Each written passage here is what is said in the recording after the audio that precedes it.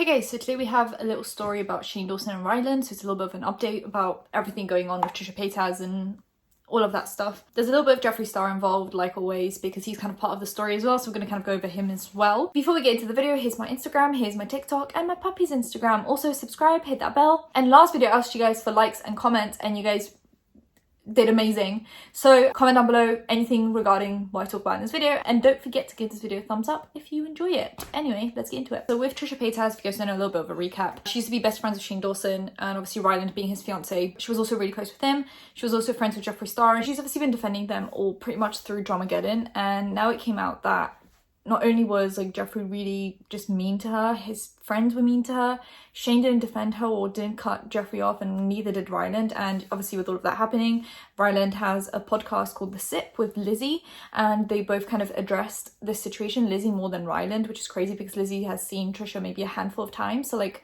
for her to address the situation better than Ryland is concerning to say the least. And that's kind of where we left off last time. Trisha has been kind of making some funny TikToks about this, you know, just like talking about losing a friend, I guess. She also posted this TikTok, which was like her basically saying that she misses the old Shane. The worst part is I loved you, I loved you, I loved you, it's true.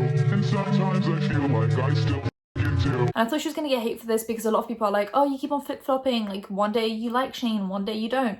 But everyone was kind of like, yeah, we missed the old Shane too. Like I feel like Shane was kind of a part of our generation's childhood. I'm not saying for everyone, but for a lot of people he was a part of our childhoods. Probably not for the best because his content was very edgy back then. And it's like most of us kind of miss him pre like Jeffree. And I think it all went downhill for him when he met Jeffree. I do think he made a lot of money and he's comfortably retiring. But still, it's like he could have still been making videos and making money. I don't know. Ryland had like addressed this on his podcast. A lot of people gave him hate for that. The whole podcast, him and Lizzie were losing subs and they were getting a lot of dislikes, a lot of hate comments. So he actually turned the comments off for that podcast. They went to the podcast episode before that. Then he turned off the comments on that one, and then it kind of went like that. And then basically they uploaded 2 podcast episodes since then. One is called Feeling Lost, and one is basically just them like fighting on camera, like a little bit of a clickbait title. And they basically talk about the fact that they have turned off comments. They don't know when they're turning them back on. They've actually turned them on now since then. So I don't know if that's like a permanent thing. I'm going to segue. Comments have been off on this podcast. Right. You might have noticed. Lizzie literally texted me and she was like, what happened? I was in the middle of my 10-hour comment session when all of a sudden they were abruptly turned off on me. And you know what? I just feel like this podcast has been such a source of joy and happiness for me. It's been so much fun.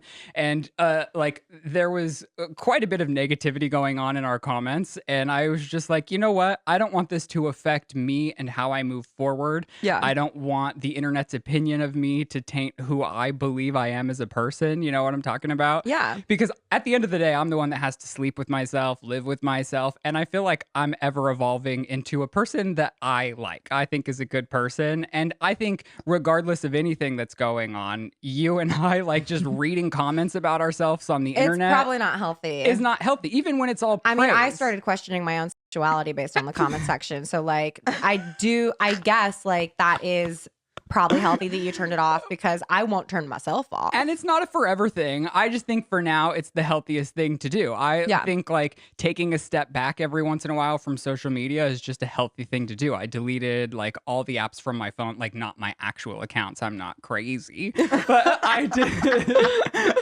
did delete them from my phone for the time being because I think it's good to just like ground yourself every once in a while and like snap back to reality. And they basically said that if you want to leave some feedback, you can go to their Instagram page, which means they're not completely cutting off discussions. They're basically just like assuming if you have nothing good to say, you're not going to bother finding them on Instagram. They're basically just like hoping that the comments kind of slow down. So they talk about turning off comments just purely for mental health reasons. I mean, as much as I think Ryland, Shane and all of them messed up, I also do understand their point of view. Like I'm not going to sit here and be like, oh, screw you for turning off comments. Like it's their channel. They're technically allowed to do what they want with it. Whether I think it's a good decision or not, you know, irrelevant. Because it's not my channel. If they want to turn off comments, that's their prerogative. I do think it kind of shuts down the conversation. I think it makes people more angry. I think if they just kind of let it happen, it would blow over much sooner than them kind of like shutting it off and letting it kind of marinate and simmer for longer.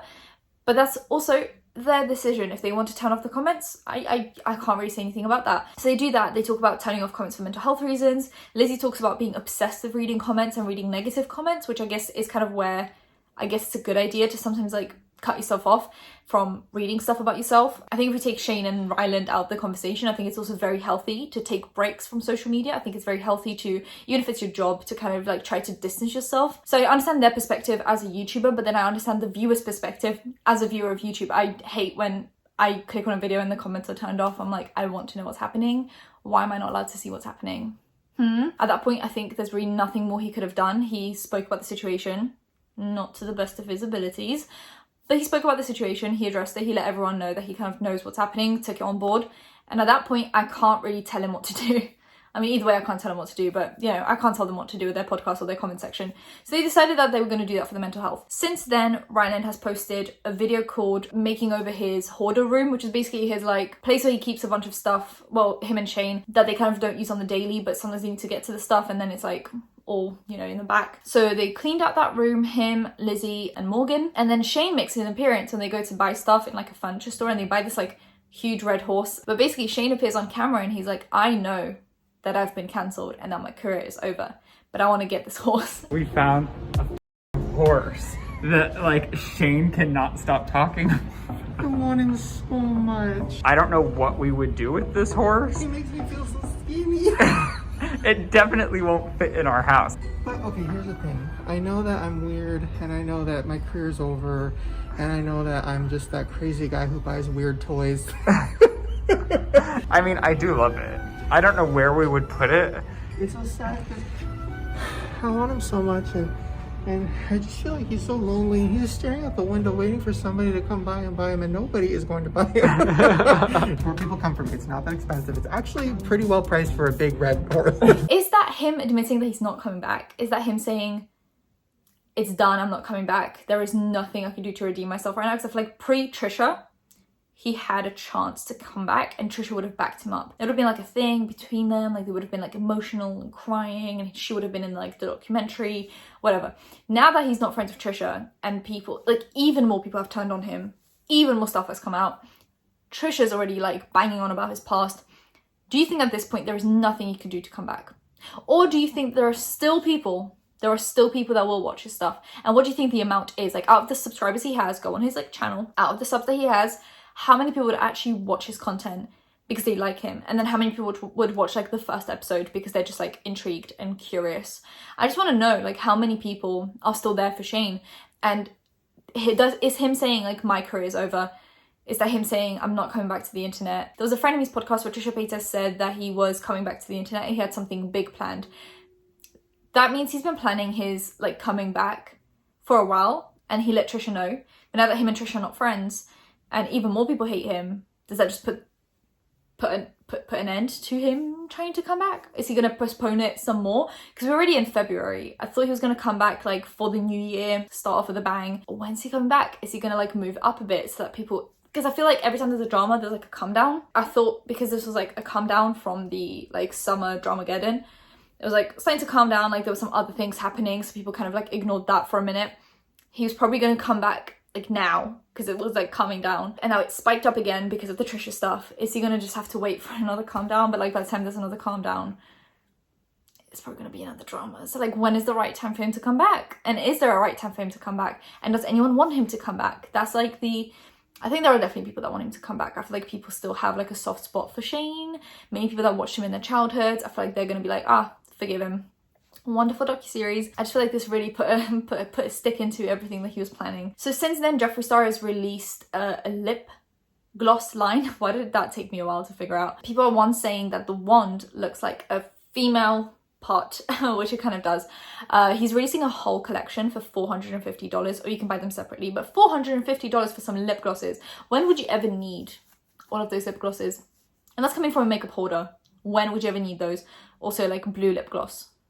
I get it, could look cool, but also there's like a blue and then there's like a very similar green, and it's like, you don't need all of those lip glosses, they all look the same. Glosses look the same. That's something I've realized through buying a bunch of makeup, is they kind of all look the same. And recently there were a few stories. For example, there was a story about apparently a robbery at his kind of warehouse. So do you guys remember back in the day when he was releasing concealers?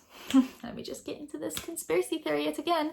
He's releasing concealers, and apparently his warehouse was broken into and 4.5 million worth of makeup was stolen, mainly like one shade of concealer. There was some news about a break-in into one of his warehouses, and Def Noodles on Twitter like started reporting on it. He actually came out to address that that wasn't true, that it was like a false alarm, and one of his employees had to file it as like an official thing so that people would know that there was like an attempt, like a false alarm. But then he comes out with lip glosses. Why is it that before a launch you have a burglary or like a false alarm burglary? Very strange. He did come out to say that it was like false, they didn't happen, but still. He then launches those lip glosses. His videos are not doing well. The views drop whenever there isn't drama. Like his Kanye West video did really well, and then his Trisha, like right after the Trisha stuff, his video did okay, and then in between that he's like barely hitting 1 million within a few days.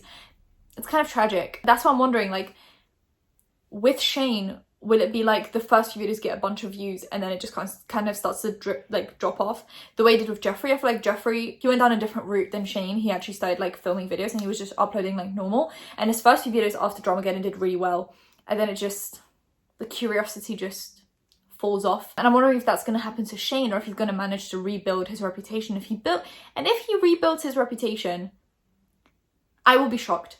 Like I will be baffled as to how anyone can come back from what happened in like summer. Like I said, I do understand why Ryland and Lizzie turned off the comments, because I feel like at that point it can get a little bit overwhelming, considering most of the drama related to Shane isn't actually related to Ryland, other than the fact that he's his fiance. Like, of course, who you hang out with tends to be what you accept. Like, he knew Shane's past and he accepted it when going into a relationship with him.